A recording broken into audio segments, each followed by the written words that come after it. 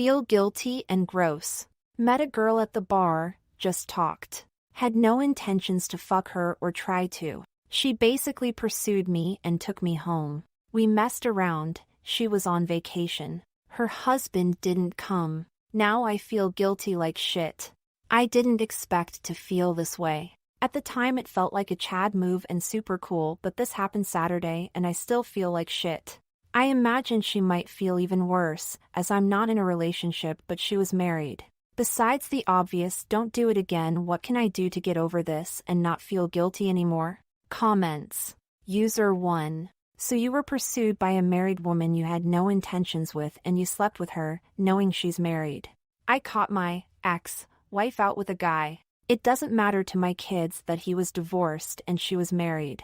A broken home is a broken home. She's not doing right, but yeah, you should feel bad. You messed with something from the outside that you do not understand. User 2. The good book says thou shalt not commit adultery. Whether or not you're married, she was married, therefore it's adultery on both of you. You should feel guilty. I would feel guilty if I were you, I'm just saying. User 3. If anyone should feel guilty, it is her. And maybe she is in an open relationship with her husband and just plays the role of the cheating wife with his consent. It is impossible to know what her deal is.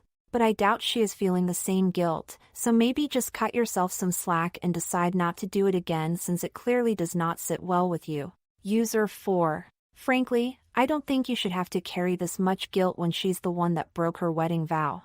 The fact that you do feel this way tells me you're a good person. Under normal circumstances, when we feel guilt, atoning makes it better, but you're in a tricky place because it's not like you can write an apology letter to her husband. Maybe atone in a different way to help yourself for feeling so guilty. I dunno.